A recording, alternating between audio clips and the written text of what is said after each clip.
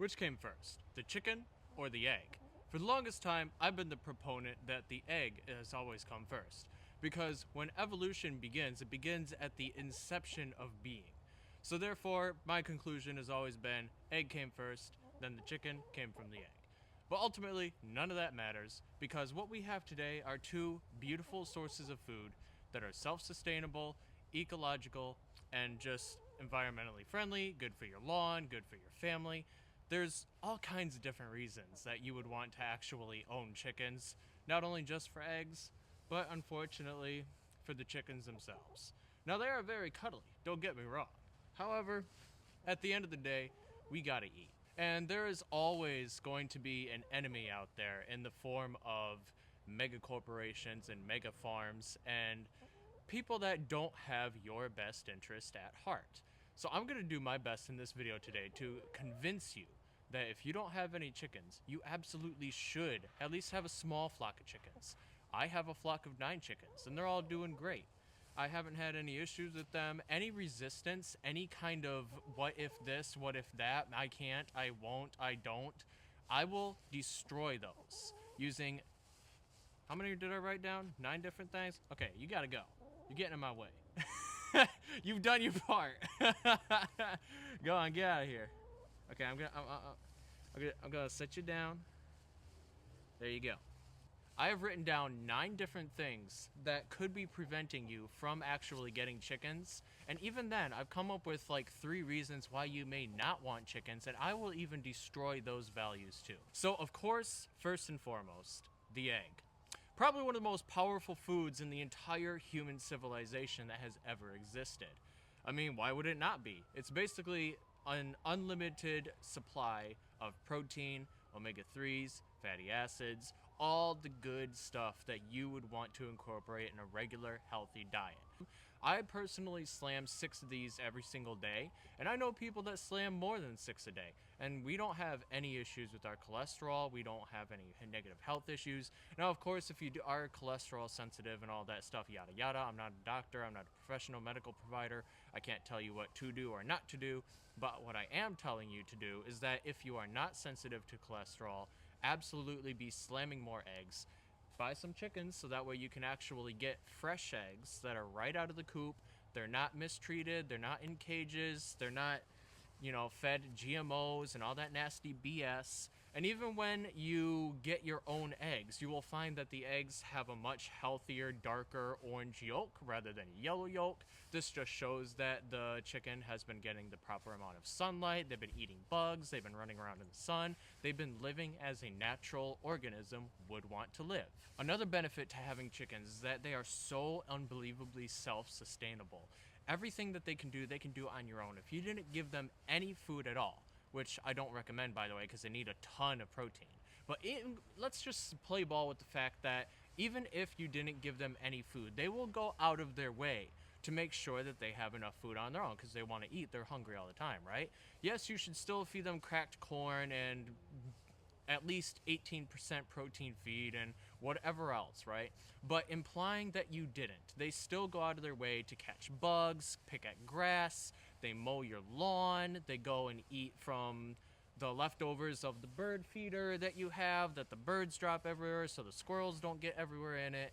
There's just all kinds of things that they do. They are so unbelievably self-sustainable. And it's crazy how little you have to pay attention to them. Maybe 5 minutes out of the day in the morning to see if anything's up, and then 5 minutes at night to see if anything's up. Now, when most people, myself included, originally think about owning chickens, we tend to think that chickens require a lot of maintenance. Like, I just went over the low maintenance thing. But they're also low maintenance in the fact that you don't have to clean up as often, if you know what I mean.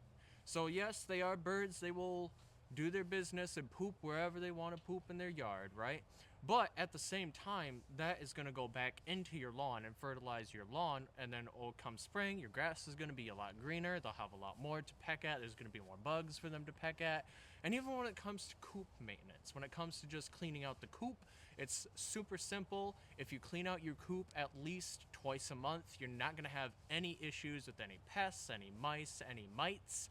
You're basically going to be good to go if you just do the basic minimum standard of cleaning out the coop at least 2 times a week.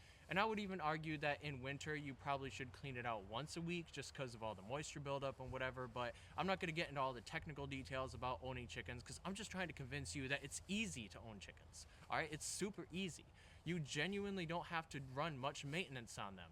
Not only are they going to go around getting their own food, but cleaning their coop is just so easy. It's like if you own fish, it's just like changing the fish water. Instead of fish water, you're changing out the coop water. Rolling on to those last 2 points, chickens are also unbelievably easy to start and get into. All the resistances and all the I don't know, what if this, what if that, I can't, I won't, I don't listen to all of that. They are just psyops in your mind to convince you not to help improve your life because it's going to be difficult and struggling at first because you really don't know anything. But that's the thing. When was the last time you learned how to do something new? When was the last, remember when you were a kid and you started learning how to ride a bike? I remember when I was first learning how to ride my bike, I didn't know how to turn my handles. And the first thing that I did was rolled straight into a thorn bush, and I had cuts for days all over my body. It was not cool. But you want to know what? That experience taught me, if I don't want to run into that thorn bush again, I better turn my handle, right? And we learn it we build it as we fly it, as the saying goes. And because of that process, because we are naturally curious human beings that want to expand our horizons and learn new skills and pass on those skills to other people, it just creates a positive feedback loop where the more you realize, taking care of chickens is actually way easier than I thought, the more you think, wow, I want other people to be able to know how to raise these chickens. And you'll find so many great online communities to help you achieve all of your homesteading dreams, whether it be chickens, whether it be planting your own crops, whether it be other kinds of animals in the future like cows, goats, sheep, whatever it may be. There's gonna be online communities. I'm gonna be creating an online community that is exclusively dedicated to backyard homesteading because I know not everybody can have a huge plot of land to be able to do all these amazing things, but I know that it is possible, even if you own an apartment or you rent a house or something, that it is possible for you to start homesteading. I have all the details on my website. It's in the link below, so just click on that and I will be there to support you in whatever your dreams are. The next point that I want to get across is that while chickens are great sources of eggs, they're also incredible sources of chicken meat, of course. Now, I personally myself have only been keeping chickens for about 9 months now. I haven't gotten to the point to where I have had to process any of my chickens yet, which I'm going to do to probably 3 or 4 of them when I get my new batch of chicks this next spring, because one, you have to rotate out your stock because chickens don't keep laying the same amount of eggs forever. As chickens age, they get older, stuff happens, you just got to get new fresh chickens in every once in a while. So, I don't know exactly what homemade chicken tastes like yet. I don't know how it tastes compared to store-bought chicken yet, but I am so excited to find out, and that's just one of the other points of me trying to convince you that you should get chickens, is because I haven't done the meat yet, but I know I'm going to do the meat, and I respect my chickens even more knowing that their time is going to come. And knowing that I am providing the best life possible for them, allowing them to run around, allowing them to have ample space to do whatever they want. I'm giving them the best life so that way when they inevitably end up on my dinner plate one day, they will actually taste even better. Hopefully. Okay, this next benefit is gonna roll right into that last benefit about chicken meat. And it's that reducing your grocery store trip costs. Granted, yes, you could always just go to the store and buy eggs. And nutritional wise, the grocery store eggs are going to be roughly comparable to the eggs that you raise at home. But there's 2 key main differences here. Number one, the chickens that are fed GMOs and grains and they're living inside, they're not living the best life, right? Those chickens are very highly likely to have some kind of a disease. And they will pass that disease into the eggs. It's why whenever the eggs get processed in the factory, before they even get shipped, they gotta actually religiously clean the crap out of those eggs. It's not a very good process for the chickens. And even then, the eggs have already been incubated for weeks at that point, compared to just a day or even hours if you want to crack open a fresh egg that was laid within a couple hours. It's just not comparable in that sense. And then also the meat situation, right? As I already explained, I don't have enough chickens to fully replace my meat, but it would still help. Just removing and replacing 3 to 4 to 5 of my chickens, that's gonna already be my chicken budget for a month, probably 2 months even. Because my chickens are fat. They are unbelievably fat. And, like, yes, you can make the argument, oh, they're just fluffing their feathers. But at the same time, right, I know that these chickens weigh like 12 pounds. Okay? And I know that, like, you remove a third of that for intestinal organs at the head and the feet and all that. But even then, I'm still ending up with like 8 pounds of chicken per chicken after that. That's like 32 pounds for 4 chickens. When was the last time you bulk bought 32 pounds worth of chicken? You'd probably be spending like $300 on that stuff. And comparatively, I spent like $12 on 4 chickens. $12 and however much I spend in food to get fresh right out of the processing facility meat. I mean, how else can you beat that? Especially when you've connected with them. And, like, I know that there's a lot of people that will say, oh, I couldn't eat chickens because I built an emotional connection with them. Those are my babies. And I kind of feel the same way. But at the same time, I bought my chickens knowing that one day their time is going to come. So I know not to build too much of an emotional attachment to the individual chicken. So, with all that being said, I'm sure you're still thinking about some what ifs, buts, can'ts, won'ts. Let me get those out of the way really quick. Firstly, let's talk about the fact that the chickens do poop. Everybody poops. Everybody's read that book, hopefully. And when it comes to cleaning the coop will get messy, especially when you have bedding and it's winter and the bedding is wet and everything. So I totally get it. It's stinky, and if it is overwhelming for you, you can use a mask. Yes, you're going to have to mask up, and it's going to look ridiculous. People are probably going to give you looks for putting a mask on outside, but at the same time, it's for your own benefit. Prevents dust from flying up into your nostrils. It prevents your eyes from getting too watery. It just prevents the smell overall a lot better. And honestly, if I'm going to be totally honest with you, it's not even that bad. It's genuinely not even that bad. The bedding will absorb a lot of the smell, and it won't be as stinky as you're thinking. And even then, the use for the compost is going to outweigh the monotony and the struggle of trying to keep it clean. Because again, you only have to clean the coop like once every 2 weeks. And then even then, when you're done cleaning out the coop, you can just use that bedding and that poop into your compost bin, if you have a compost bin, which I highly recommend. And then you're composting your own coop waste, and then you can use it for your garden, which will make really healthy plants that'll grow big and strong. So it's just a no-brainer to keep coop maintenance up at a minimum, because you gotta respect yourself, you gotta respect your chickens, and quite honestly, it just does more harm than good if you don't keep up with maintenance, which is fair enough. But what about all the poop that's around in the yard, or all the poop that you're inevitably gonna step on, right? And then you track it in your house, your wife is gonna yell at you, your son's gonna pick it up and poke it. It's just gonna be a mess. But there's also a solution to that. The solution to that is to get poop scrubbers. So they're like a mat that you stick outside of the door that has spikes all around it, right? And then you basically scrape your shoes on those spikes, and those spikes will take care of 99% of the poop that is on your shoes. And then you just go and clean that mat like probably every other day, right?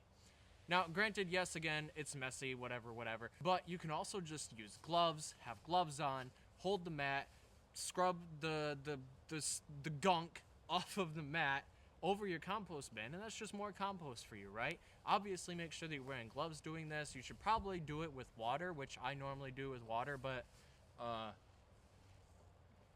can't exactly access my hose right now, so that's what I'm doing to scrape off the leftover poop. Now, the third and final resistance that you may be thinking of is the fact that chickens are escape artists. Everybody that ever owns chickens knows that chickens are just natural escape artists. See the fence in my background? That is a 5.5-foot fence. That is a fence that comes up to here on me. My chicken, like when I'm standing up, My chickens will fly up over that fence and go into the neighbor's yard and peck at their bird feeders and, go around and mow their lawns and poop in their lawns all the time. And this is a consideration when you are going to get chickens, is be sure that your neighbors are going to be cool with it, first of all. And second of all, let them know, share this video with them if you want, but let them know that when you get chickens, there is a possibility that they could end up in their yard. And if that happens, just hopefully your neighbors are chill about it, they don't really mind it, and they might even entertain the company of the chickens.